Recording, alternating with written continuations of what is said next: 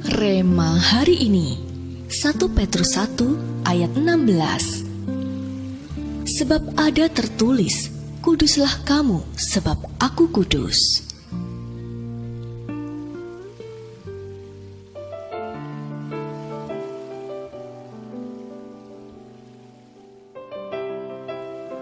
Berawal dari rasa penasaran, Randy membuka sebuah laman yang melintas saat ia hendak membuka surat elektroniknya.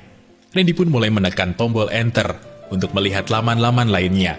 Semenjak itu, ia menjadi lebih sering membuka dan melihat hal-hal yang tidak seharusnya dilihat.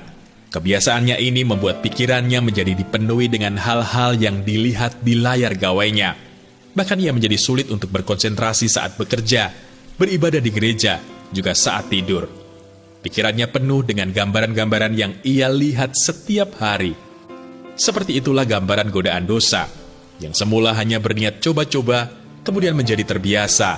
Jika kita tidak berhati-hati, kita akan sangat mudah terseret dalam dosa. Melihat bagaimana laju perkembangan teknologi yang sangat cepat, segala hal bisa dengan mudah kita temukan, termasuk hal-hal yang bertentangan dengan firman Tuhan, seperti yang Randy temukan.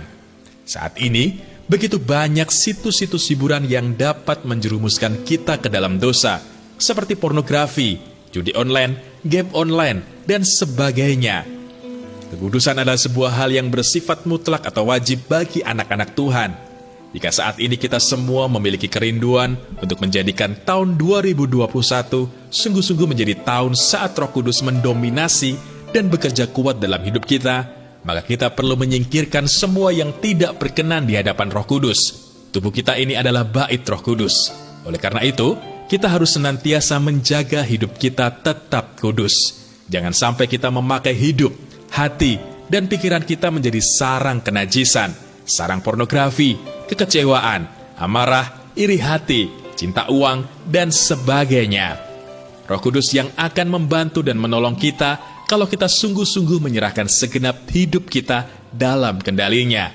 Maka kita akan melihat bagaimana Roh Kudus akan memampukan kita untuk meninggalkan segala dosa dan perbuatan sia-sia yang sudah kita lakukan selama ini. Apakah Anda sudah hidup dalam kekudusan dan menyenangkan Roh Kudus? Jelaskan mengapa. Bagaimana selama ini Anda menjaga hidup Anda senantiasa dalam kekudusan? Menurut Anda, mengapa Anda harus hidup dalam kekudusan dan menyenangkan Roh Kudus?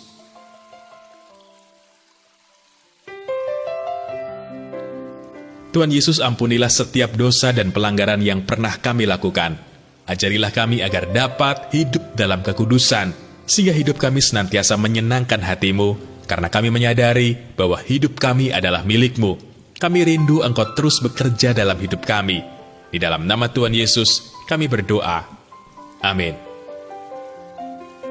Belajarlah untuk hidup dalam kekudusan dan menyenangkan Roh Kudus.